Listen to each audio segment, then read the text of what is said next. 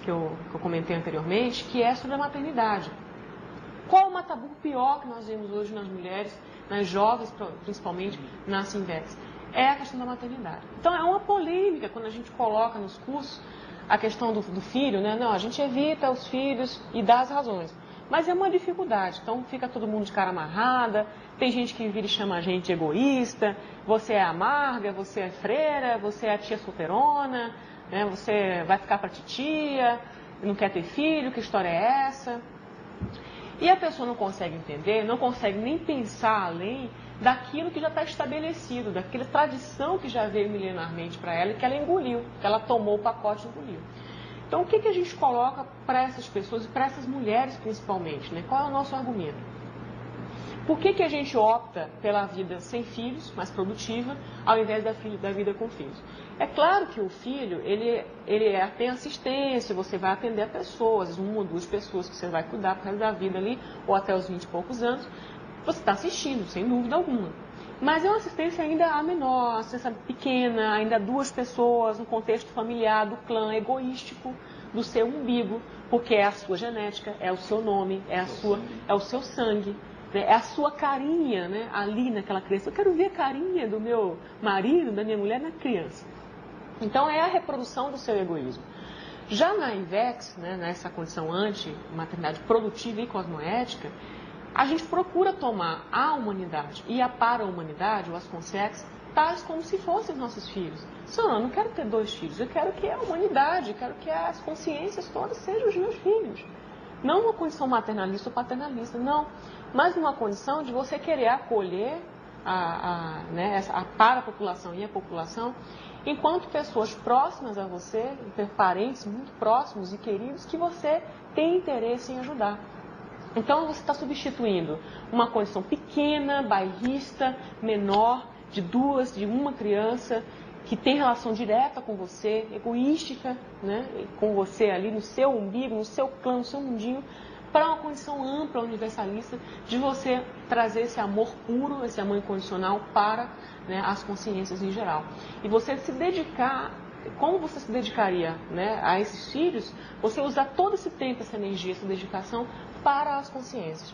Então, quando a pessoa chama a gente de egoístas, porque a gente está querendo evitar a condição do filho, ela não viu que o objetivo é justamente ampliar o nosso campo de assistência para as consciências além do nosso nome, além do nosso ego, né? Então, dentro dessa condição, dessa produtividade maior, dessa gestação consciencial, que acho que é o que está a raiz dessa ideia sua, eu queria mudar um pouco de assunto e trazer a ideia do invexograma, que é uma proposta nova que parece que vocês estão aí trazendo para a invexologia. Eu queria que o Alexandre falasse um pouco o que é esse invexograma, que acho que ajuda a entender um pouco mais essa produtividade que a Silene está falando. Bom, o invexograma é um instrumento de medição da invexibilidade, ou seja, da aplicação da inversão existencial. Ele vem sendo desenvolvido, vai ser apresentado no currículo do inversor existencial em janeiro de 2007 e pode aí se tornar um curso de extensão, alguma coisa que a gente vai estudar mais aí para a Sinvex. Na prática, como ele funciona? A ideia é que a pessoa possa avaliar dois aspectos. Primeiro, o nível de produtividade pessoal, assistencial e também com relação às próprias renovações íntimas, as reciclagens. E dentro disso, um outro fator que entra aí, que vai ser colocado como variável importante, é a cronêmica, o tempo. Uma coisa quer dizer, a pessoa produzir um livro aos 60 anos, o primeiro livro dela. Outra coisa, ela produzir aos 20. Né? Então, esse fator que a gente está analisando aí, desenvolvendo dentro do invexograma, para que a pessoa possa ter um parâmetro de como está a aplicação da inversão existencial.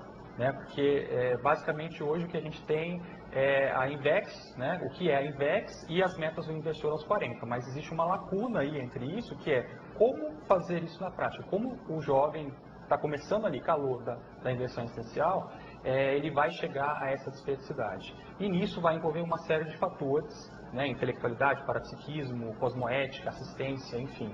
Né? Então, pegando um exemplo prático, assim, com relação à Mega GESCOM, que é uma outra meta do inversor existencial, que é a maior obra-prima que ela vai fazer nessa vida, nessa existência. Para ela chegar nisso, ela primeiro precisa fazer uma GESCOM, alguma coisa, um livro, um artigo, enfim, ela precisa desenvolver alguma coisa nesse sentido.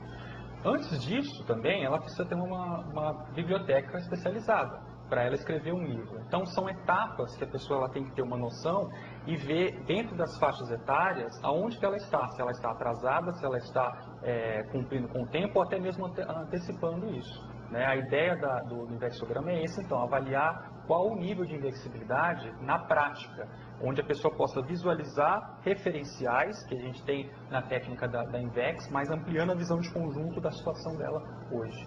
Uhum. Agora, dentro desse Invexograma, Alexandre, vocês têm alguns parâmetros aí, vocês de maneira geral, do que seria uma mini Invex e uma maxi Invex? Olha, esse é um tema que a gente começou a debater há pouco tempo e a gente está colocando para debate, na realidade. E o que foi? A gente começou a pensar, em termos de Invex, qual seria aquela condição mínima onde, pós-dessoma, a Consex pode olhar todo o seu trajetório e colocar, não, de fato eu apliquei a técnica da Invex com êxito, mas no mínimo patamar.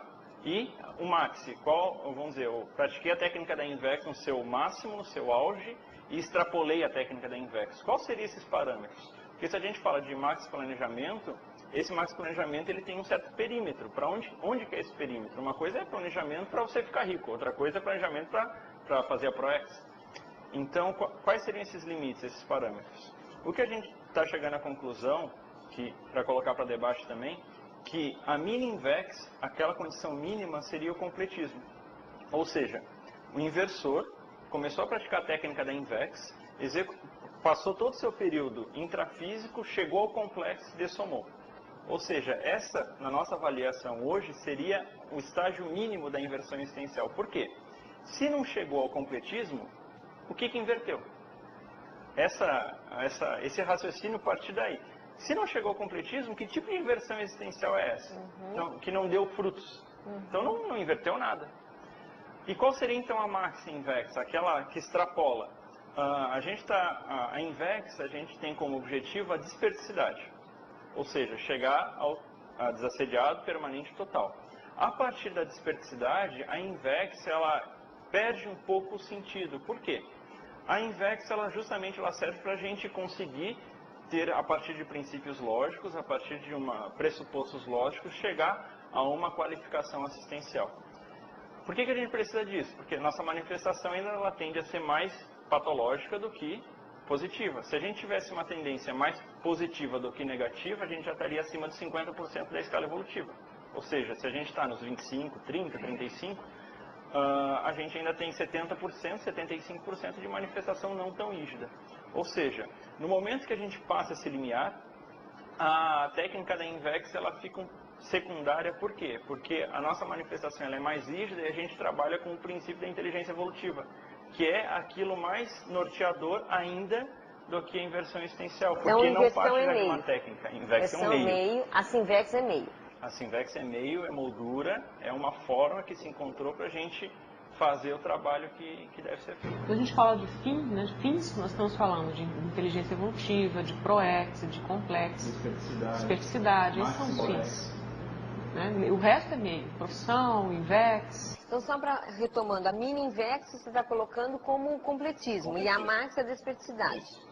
Mini Invex é o inversor completista, Max Invex é o inversor disperso. E como é que entra? Oi? Completista disperso. Completista disperso, né? Agora, como é que entra a questão do conceito de triatleta? O triatleta conscienciado que foi proposto aí com o professor Valdo. Eu vejo que uma das questões básicas, se a pessoa está caminhando para a desperticidade, uma das questões básicas para ela sentar é a questão afetivo-sexual, certo? Dentro do triatleta, o princípio, primeiro, vamos dizer, etapa do triatleta é justamente, o professor Valdo colocou que um inversor com dupla. Ou seja, é aquele jovem que já conseguiu assentar de modo maduro a questão afetiva sexual. Por quê?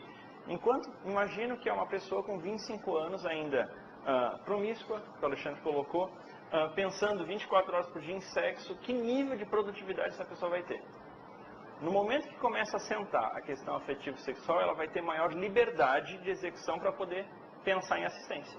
Então eu vejo como um princípio básico, norteador dentro da questão da Invex, justamente a questão do inversor com dupla, que faz parte da questão do triatleta consciencial. Agora, a partir dessa manifestação, ampliando cada